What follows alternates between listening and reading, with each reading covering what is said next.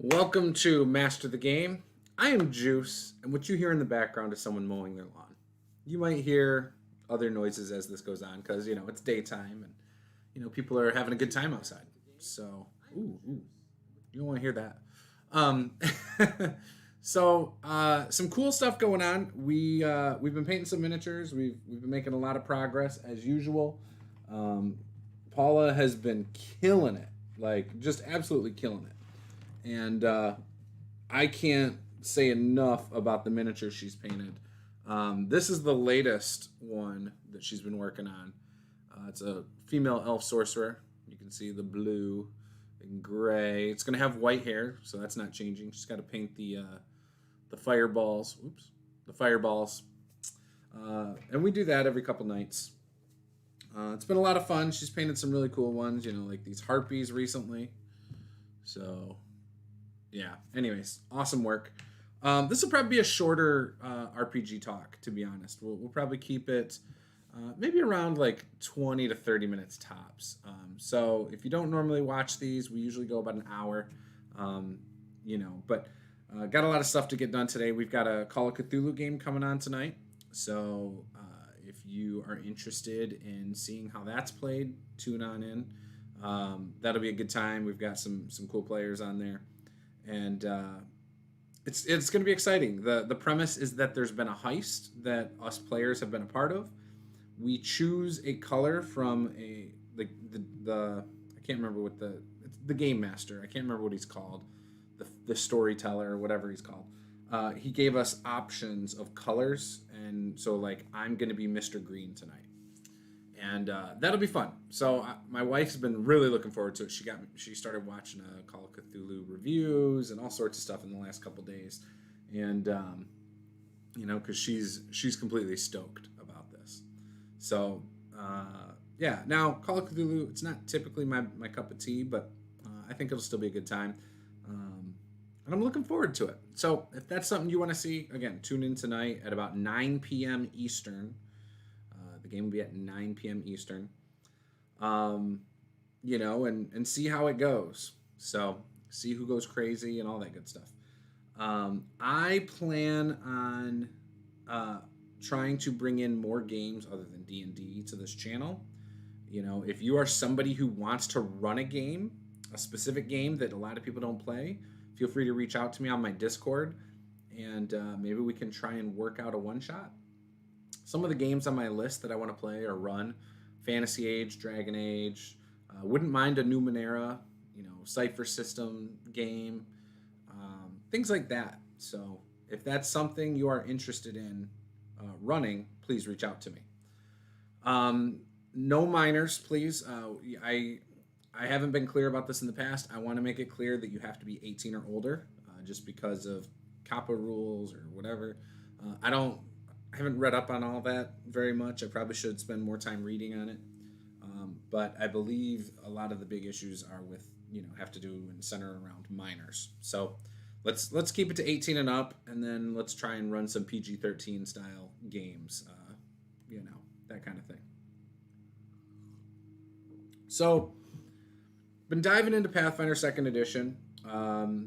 I really like what I see. I've watched reviews where it says like the skills are overcomplicated. Skill feats are overly complicated, I should say. And I don't feel like they're that bad, to be honest. I just don't think there's a lot in the core book. They're very situational, like extremely dialed into a very specific situation for the most part. It's just really interesting because you have to. It's like 2 paragraphs about this thing you can do in this one instance, pretty much. So, for example, I'm making a fighter for an upcoming one-shot in July. And my fighter, the feat I took was, I don't know, the first one I took, because we're playing 4th level, was like you can do combat while climbing. So basically you can climb with one hand and your feet occupied, but you can still fight, right? So that was pretty interesting, I feel like. Oh, that's why it looks funny. Oh, check that out. Okay. Interesting. There we go. Let's see how that looks. That probably doesn't look like how I want it to. You're seeing the top of my green screen. I was like, why is it so zoomed in on my face? That's not normal. Forgot I zoomed in for the sake of what I was doing with my son the other day. Anyways, so we made this fighter. I made it. I did his equipment. I'm really excited about him. There's one thing I took that allows you to have +2 bulk or whatever. I got to read up on that a little more because I had enough equipment to be 2 over what my bulk should be without it. So I just need to look into that a little bit. But I feel like my character, I'm really excited about my character. He's a dwarven fighter and heavily focused shield. You know, that's his big thing, is he's really good with his shield. And I did that because I want to really explore the shield mechanics in Pathfinder 2nd Edition. But there's some really cool feats that are associated with fighters in this game. There's one in particular where if you're flanked, you can, on your turn, attack both of them as a single action. So basically you remove the advantage, for the most part, of the enemy flanking you. So I really like that one. And if it's your first attack, there's no penalty on either attack. So obviously, if you use your second attack to attack one, you're now going to be using the third attack penalty, which for people unaware, you can do you have 3 actions in a round. You can use them however you want. If you do 3 attacks, your first attack has no penalty, second attack has a -5, and the third attack has a -10. There's some feats that actually remove those negatives, or lower them, I should say. So the fact that you can attack 2 enemies at the same attack penalty as your first attack, so it doesn't say as your first attack, but as your first of the 2 attacks, I think it says. So if you did it as your first action, no penalty on both of those. That's a big deal. When you're starting, so you buy equipment in this. So you can buy packs. Like for example, there's a fighter kit. You could buy the fighter kit and then add some things onto that.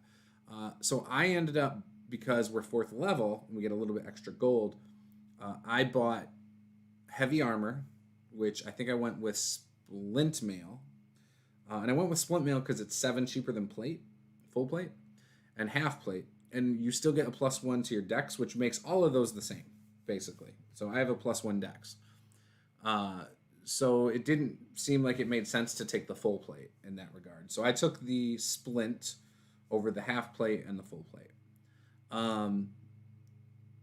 You know, it's got this, it's basically the same deal. It's a little bit lighter, you know, all of those stuff. So the way it works is items in Pathfinder don't have a weight. They have what's called a bulk. And so, like, a sword might be a 1 bulk, whereas an arrow would be considered an L, which is light, which means it's 1/10 of 1 bulk. So, you know, and I think it even is 10 arrows is considered a light. So you could have 100 arrows to count as 1 bulk. So it's not that bad. It's actually really simple, and I like it far more than how other games do encumbrance and stuff. AG Silver Radio, my first fighter was a bad experience for me. I was playing a wizard who took too long in combat, so my DM bribed me to play fighter.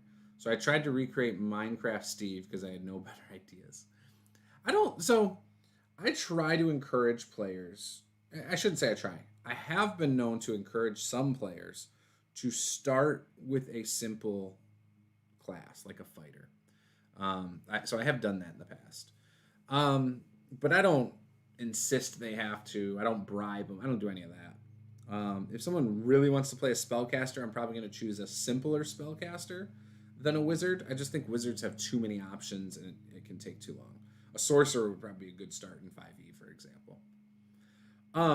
So before I get too into things, because again, this will be a shorter one, I do want to quickly say, if this is your first time here, please hit that subscribe button. We do these live chats. Usually we have a guest, but people have tended to like some of these more one-on-one personal ones lately. So we've been doing that a little more. We might make this a regular Saturday thing, depending on the feedback I get. But there's some things that we really wanted to explore. So we've started getting some interest from people about our Patreon account. I've had people say, hey, would love it if you'd add some different tiers for us to back, things like that. But I don't know what to add. So if there's something you want to see on Patreon, please let me know. Reach out to me outside of this.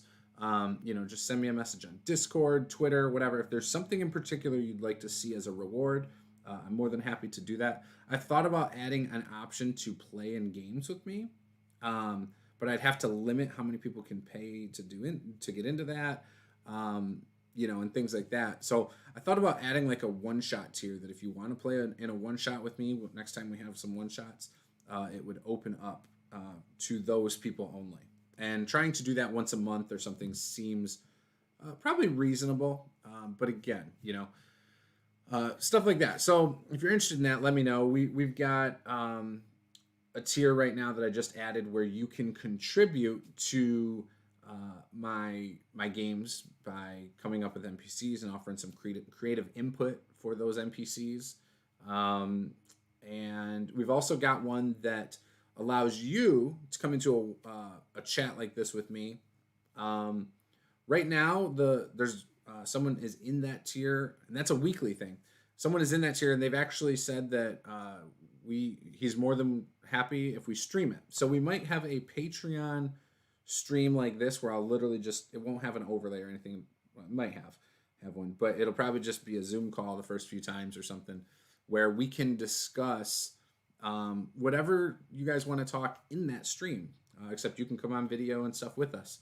And we'll talk about various things, again, that you are interested in, whether you want to ask questions, whether you want consulting on your games, like maybe you want to talk about your game and want some input from me and some of the other patrons, So I think that's a $10 tier. So if that's something you want to do, it allows you once a week to hop on. I think we're thinking Mondays or Tuesdays in the evening, Eastern time. So again, if that's something you want to jump into, go for it. That's a long-winded Patreon thing, basically, but but we've got a lot of other cool stuff going on. Like I said, so my daughter's birthday just happened, and some awesome people on Twitter wanted to send us some stuff for her birthday. So she actually got some new dice, and she got a Player's Handbook, D&D. She also got from Fantasy Dice a dice tray that also came with dice. So that was cool. And this bad boy right here. So I don't want to show you guys my address or anything, but inside of it, I did open it and look at it, and I'll show you guys. I'll give you a little peek.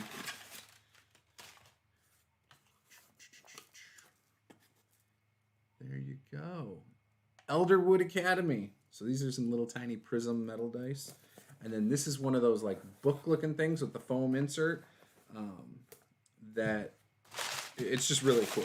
It's got like we did the purple foil and the black leather and the black foam interior. Really cool. It's got a nice latch on it and everything. So she's going to love it. We're going to open it tomorrow. In fact, tomorrow we're probably not going to play D&D. We're supposed to, but we're probably just going to look at her stuff on air, on stream, and let you guys see her reaction to that. So I'm really excited to see what she says about it. But yeah, so there's a lot of cool stuff going on. We obviously we've got games going on constantly. We talk about all sorts of RPGs when we're painting miniatures. This sounds like a big long infomercial. Just cut me off, guys. Let's not do that. Let's get back to talking about some RPGs, dang it. So, 5e has a new book that is supposed to be coming out, Icewind Dale, and it sounds like D&D Beyond leaked it on accident. I don't know the full ins and outs on that, but I guess the original video was pulled down, but it's already out there. People are sharing the cover image, and it's out there. Everyone knows what's going on.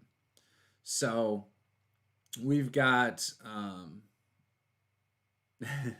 we've got all sorts of people speculating on what's in that book, but it's an adventure path, it sounds like. Icewind Dale is a very popular thing in D&D. So I've heard about it a lot. I know very little about it though, because I've never really played a lot of modules. I've never run a lot of modules. Um, I came into D&D in 2010 with second edition, and it was homebrew that my wife was running. I played a little bit of Mystara second edition. So D&D second edition in the setting of Mystara with her brother who got into D&D in the 80s. And that was fine. It was very old school hex crawly kind of thing. But other than that, I haven't played a ton of, settings. I'm not real well versed in that. So, and I just like to run more personal homebrew stuff. I just think it's more, for me, it's a little more interesting to run those. I don't know. Maybe it's because I've just never been comfortable running modules. I'm working on it. I'm forcing myself with Descent into Avernus, and I feel like I'm liking it a little more now that we're really into it. I tried to run Horde of the Dragon Queen for Adventures League. I could not get into it. But I did steal stuff from that for my homebrew campaigns, and it was awesome when I did that. Ran some of the Princes of Apocalypse and for Adventures League. That one I actually liked early on. We got into like some of the other stuff, and I wasn't feeling it, and I didn't realize why. But it's funny. I saw Luke from the DM Lair talking about it recently, how he ran it, and how like the idea is you have to go like one level here in this dungeon. Then you have, before going to the next level, you have to do the other 3 at low levels, like in order, and you have to keep jumping around if you actually want to be able to do it as written, because otherwise it's too hard for your players, because it jumps, each level of a dungeon jumps 4 levels. So, which seems kind of silly to me. I don't understand why they did that. Yeah, I don't know. They probably should have just said, "Hey, if your players are this level, do this." If they really wanted something like that, and just have it go up incrementally by level. That's probably how they should have done it. But that probably would have been a lot of extra writing, I guess. Yeah, so it's funny because speaking of that, last night I was looking into the difficulty checks in Pathfinder a little more with Paula on stream, and I've said I don't like how they scale difficulty checks. How you can go to a door at level 2, and it's got a certain difficulty check, but then you can go to that same door 10 levels later, and it's supposed to have a higher number just because of what level they are. It could be the exact same lock and everything. If you apply the math the way you're supposed to, it's actually going to be higher still. I understand why they do it. I get it. I think I'm becoming more accepting of it being this way. I shouldn't overthink things. I should just take it for what it is with the game design, and I think I'll be all right with it. So, again, for me, it's just not what I'm used to, and I feel that way about a lot of the Pathfinder stuff I'm reading. I like it. I think it's really well done. It's just going to be different for me. It's going to be me having to retrain my brain in how to look at running a game mechanically.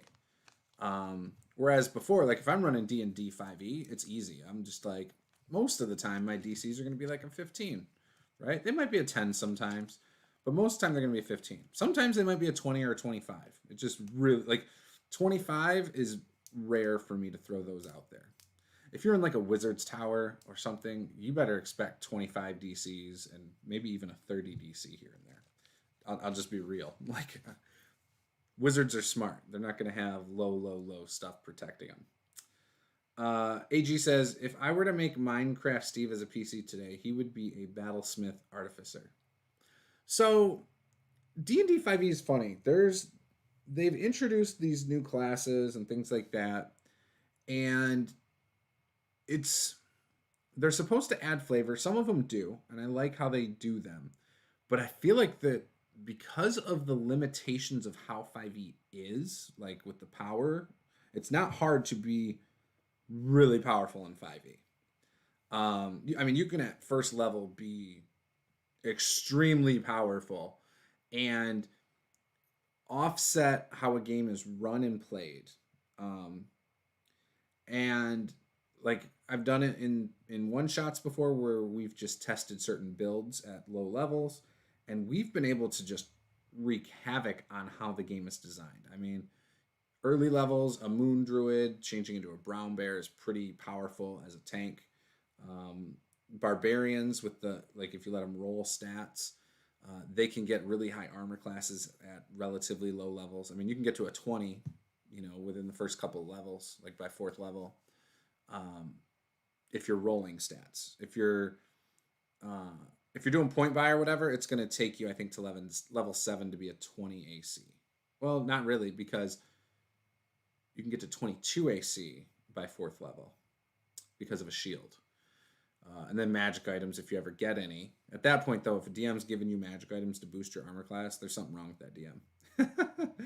They just like to make things harder for themselves, or worse for the other players other than the barbarian.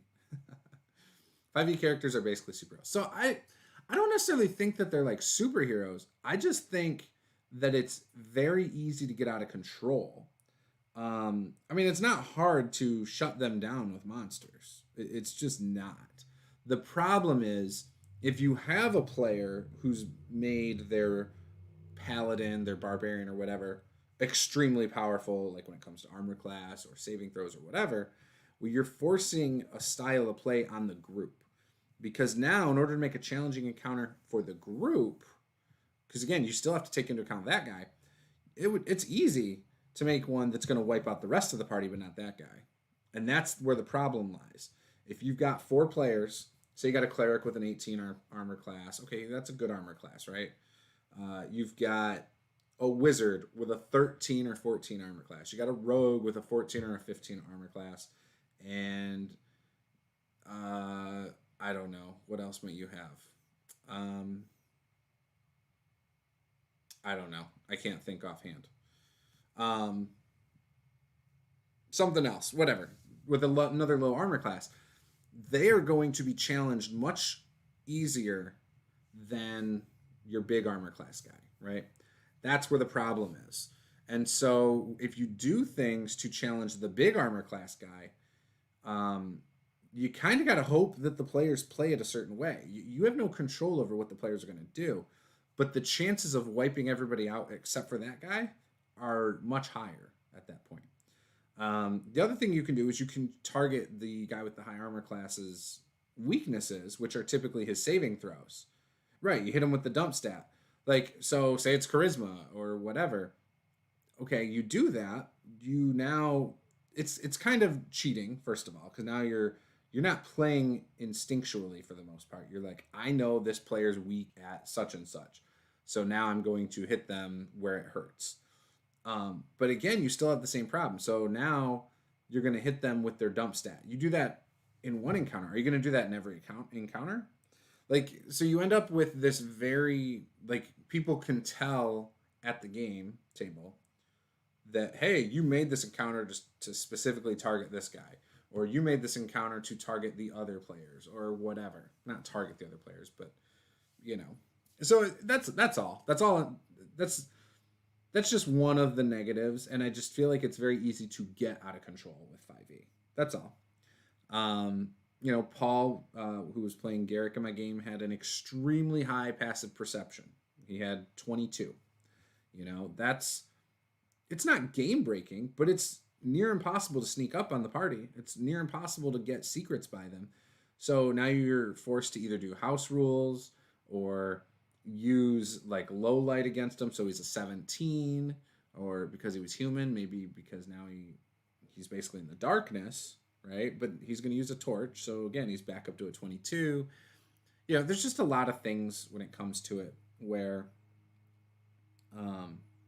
and I mean, these things are in most games. You've got little things in most games. It's kind of like the archery thing where you can ignore cover. Like, that screwed me in that game too, because we had an arcane archer who had that feat, and she wiped out an NPC who literally had like half his face showing and a hand, and she killed him on 6 shots. Like, she hit him with a surprise, and then not a surprise, but hit him with a initiative, and then action surged and killed him. So it was what it was. Wizard with 16 to 21 AC at level 1. 16 Dex plus 3. Mage Armor plus 13. It's not plus 13. It'd be 13 plus Dex. But yeah. And Shield. Can you do Mage Armor and Shield? You can't do it in the same round, can you? You'd have to wait till the second round. But yeah. It is called power creep. I get it. I understand there's ways around it. But again, if your wizard doesn't want to do power creep, and literally there's one character in your group who is, that's where the problem lies. You know, it's when the whole group isn't on the same page for what they want. And 5e can get like that on accident sometimes. You know, why wouldn't your martial characters who don't have high dex, why wouldn't they go for the best armor? Why wouldn't they go for the plate mail and the shield to get to a 20 AC?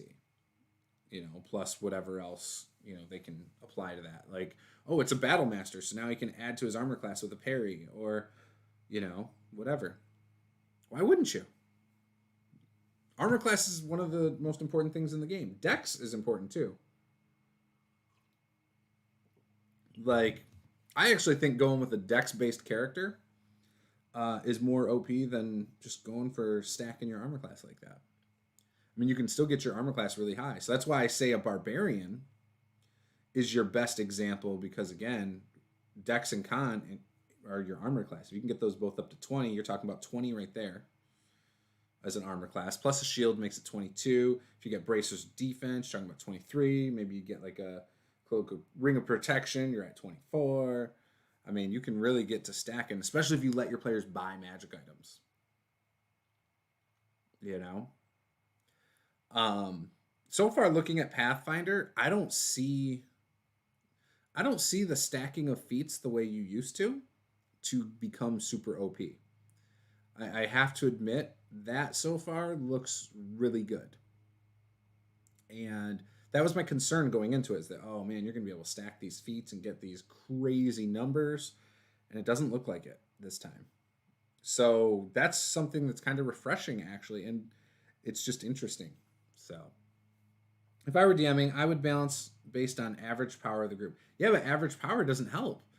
If you've got armor class 22 at 4th or 7th level, and other people are at 16, so what are you going to average? You're going to add it all together and then divide it by 4.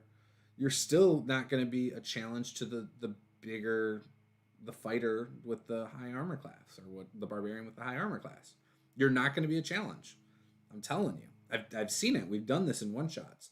Back when the one-shot group was really hopping, we used to try these things out all the time. Like, hey, what's the highest armor class you can get to? And we used to let people pick magic items to even tweak these things.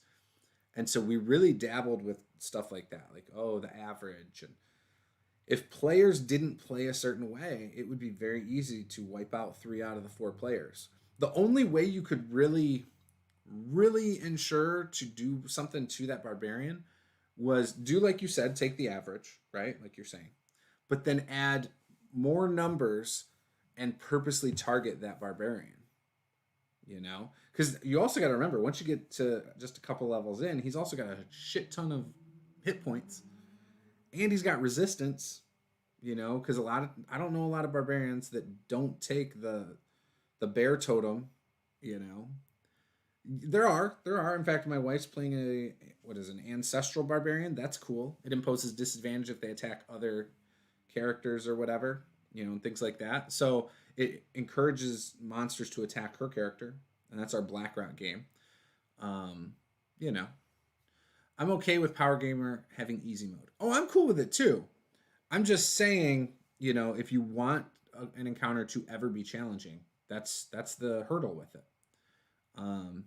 And that's one of the things that I've just grown tired of over 5 years of playing. Again, I've played a lot of 5e, a lot, like multiple games a week, you know, for months and months and months on end. I mean, just in the last 8 months, I've played it a bunch. But I mean, back in 2015 and 16, I used to play it constantly, as a player, as a DM, and you know. Not only that, I mean, I've kind of grown tired of seeing the same basic characters over and over again.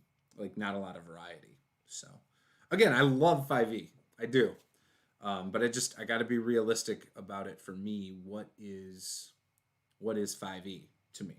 You know, roleplay wise, the villain may adapt though. If they survive, if they can get away, then yeah, they may adapt. You're right. In superhero games, I think it makes more sense that the villain gets away, or he ends up in jail and then he gets out and he's learned from his mistakes because he's had a year to think about how the superheroes got him. Um, in fantasy RPGs, I find that it's it's easy to have a villain get away. It just doesn't happen as often. Players tend to, especially with the way the game is built, they're able to hunt him down. Like they can just the speed.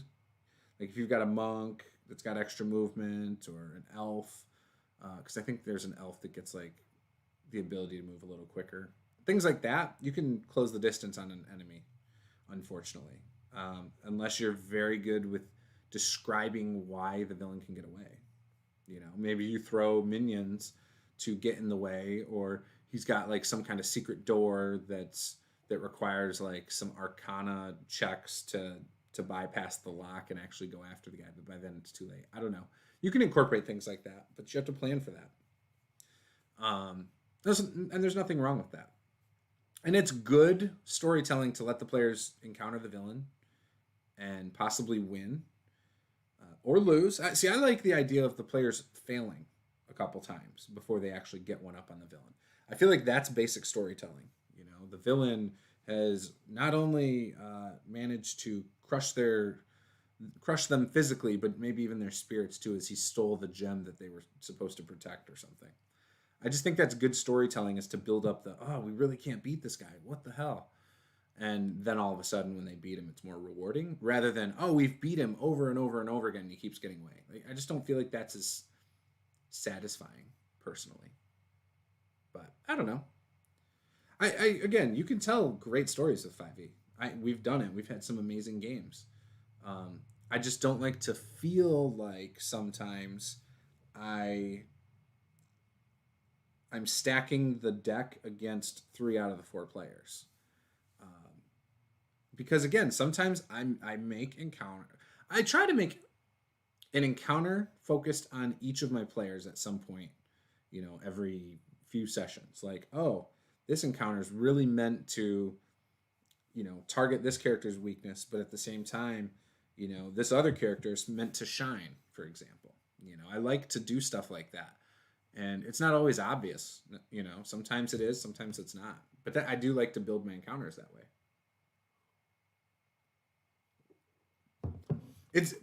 It's part of the reason people complain about the CR system. And because the CR system only takes into account player levels. It doesn't take into account monster abilities compared to player abilities or feats or any of that.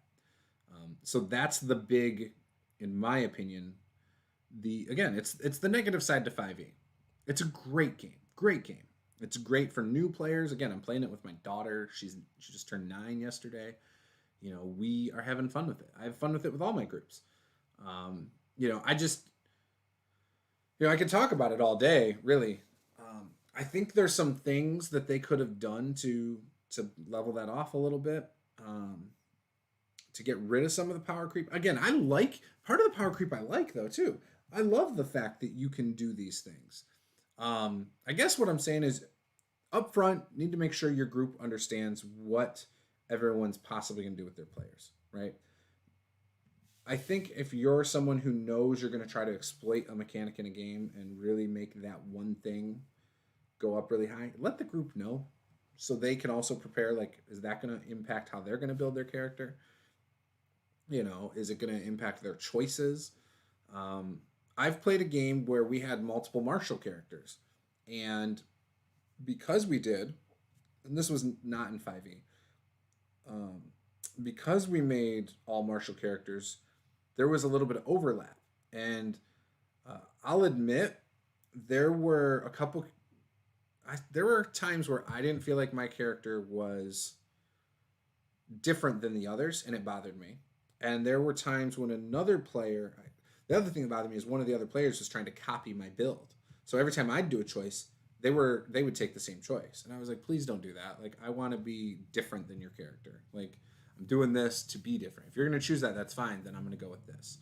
So you want to feel unique too. So and that's one of the things I think 5e can do. You can take the different fighting styles. If you're a martial character, you can go different routes a little bit more than older editions. Well, not older editions, from second edition. Third edition, you could go pretty crazy with it. If the villain shows up in person, he's probably good as dead. So smart villains won't do that right away, unless he has some advantage. Well, they might do it right away because they might not have any idea who the players are or who the characters are. So, or they might be in the middle of their thing, and then, the players show up, But yeah, I mean, especially as a DM, if you want your players to know the villain and get to know them, because again, that's awesome, then you kind of got to build in some, like, how would they get away? What would they do to thwart the players, to stop the players from coming at them? Maybe there's a trap. Maybe there's minions. Maybe there's all sorts of stuff. So, yeah, I don't know. I'm sure I'm going to play a lot of 5e still moving forward. I mean, Descent into Avernus is going to be going on for at least another year or two, probably, as long as everybody's still playing. Because that module, we're not very far, and we've been playing since like October, November ish. So that's going to be going on for a while. And then my BlackRock game, I think, is going to be going on for a while. We just added 2 new players, so they will be introduced in the next session, I think. Maybe the session after that they'll be introduced. So in that one, we're actually up to 5 players. Paul dropped out of it, and Tom and his wife Laura from my Wednesday game have joined it since our Wednesday game is now done. We've called that one off. No more Forgotten Throne on this channel, but that's led to some cool stuff, I will admit. So Paul dropped out recently of that game too, and when he dropped out, it was just Tom and Laura, and we talked, and they're like, yeah, maybe we just end this one. And I said, okay. And so then they asked if they could be in the other one. I said, yup, let's make it happen, basically. So I talked to my other players. They said that was cool, and we brought them in. But it got me to thinking, so what happens in that Wednesday game, since it's in my homebrew world? What's going to happen? So now there's no heroes to oppose the evil, right? Because that was the whole idea. So I think in that part of my world, it's going to be under evil rule, and everything's just going to fall into darkness, basically. So I'm kind of excited, actually, about fleshing that out story-wise, writing things out about it, and maybe even occasionally dropping hints into other parts or other games on stream and stuff, like the players are trying to stop a bad guy, right? And someone saying, oh, we don't want this to end up like that other place where it's being ruled over by, the Shadow Dragon or whatever. So there's a lot of cool things I can do with that now that I'm kind of excited about. And I have a couple places in my setting that are like that already. Like I have the Orcs Arrow Peninsula that has 3 dragons and orc armies, like just in this area. And then I have another, like there's an archipelago that's near there that's also heavily orc run. Basically, orc raiders had shown up and taken over, and it's become like their little chain of islands that they rule over. And, so I've got a couple other places that are like that. But for the most part, my world's run by fairly decent kingdoms for the most part. I mean, they vary, but I'm excited about that. So okay, I already read that. So yeah, I don't know. We are going to be doing more painting. I think we might paint Sunday night.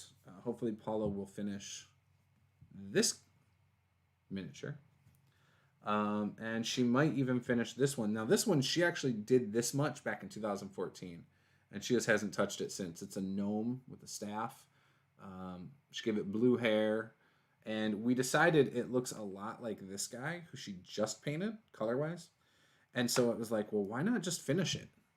So we've got both these in purple, and now they can serve as like, friends basically. So thought that was cool.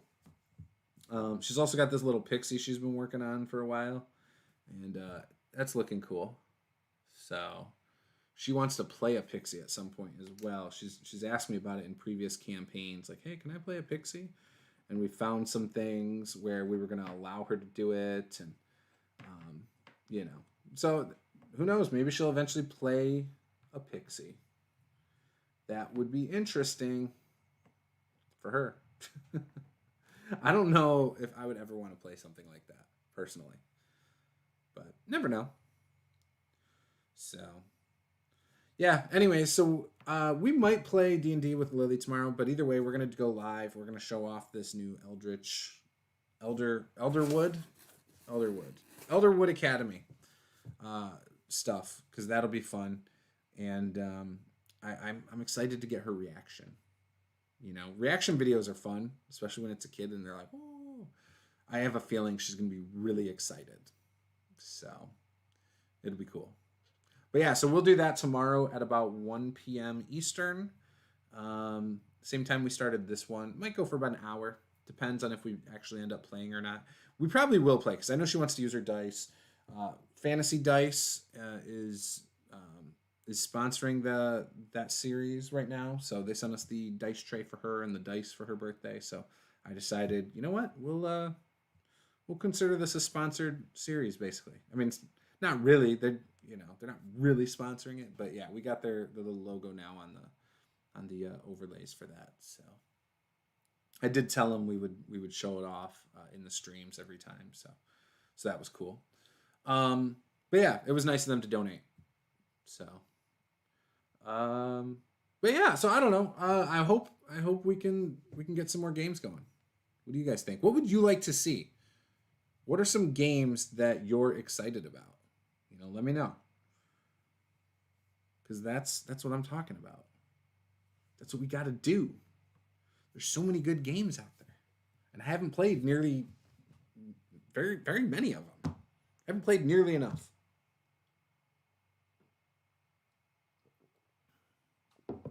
I'm not really into mystery. That's why I'm not necessarily a Call of Cthulhu guy, but I think it'll still be fun tonight. I think it'll be fun. I wonder if we're going to have any people who try to like combat stuff. I don't think we will. I think people are going to play it very true to the nature of the game, but we'll see. I've never played with Peter. He's one of our players. I've never played with Dead Aussie Gamer, Michael. But we've been friends for a couple years now. He's a cool dude. But yeah, we've never played together, so that'll be fun. He's also going to be playing in the Pathfinder game. So the Pathfinder one shot, we've got 2 goblins. One is a goblin alchemist.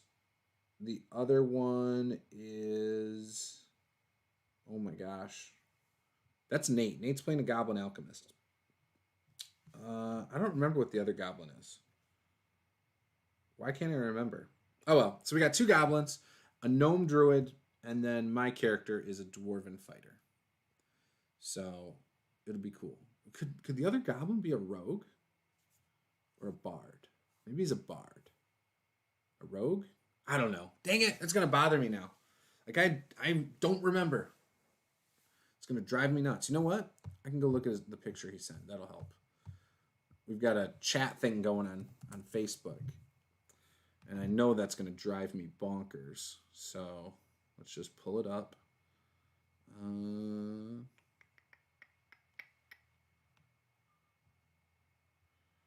Let's see. Where is it? There it is. Pathfinder one shot. And animal companion. Oh, he's a monk. That's why I couldn't remember. It's my least favorite class in like fantasy RPGs. A monk. So we have a goblin monk, goblin alchemist, and then we have the gnome druid, followed by my character, the dwarven fighter. So we're all short races too, and I guess we're fighting a bunch of undead. I don't know. I tried to take things that I thought would make sense. I almost took a couple things that would not have anything to do with undead, and so I felt like they wouldn't get any use, so there was no point for a one-shot. So, yeah, if it was non-undead, if it was something else, I probably would have taken it. Or if it was for a campaign, I would have taken them. So, anyways. All right, so I've been doing this a little bit longer than I said I would. So I'm going to wrap it up, but I appreciate you guys joining. Thanks, AG Silver Radio, for coming on here. Call of Cthulhu tonight, 9 p.m. Eastern, so about 7 hours from now. We will be gearing up for that game, and that'll be a lot of fun. Like I said, Paula is playing Mr. Black. I'm playing Mr. Green. I believe we have Mr. Red. Or, sorry, Paula's not Mr. Black. She's Mrs. Black. And then we have Red and somebody else. I don't remember. Pull it up here. I don't know. I don't think it necessarily matters, but what is Peter playing? Peter and Michael are playing. I don't know. I think Peter's Red. It's going to be a modern setting. No, Michael is Red. Okay. Michael is Red. And Peter is beige. So we're red, beige, black, and green. So those are our colors. So yeah, I got to make those overlays and stuff and get that ready for our game tonight. So would love to see you guys join us. That would be a lot of fun. And yeah, so anyways, with that, this is Master of the Game. I am Juice. Game on.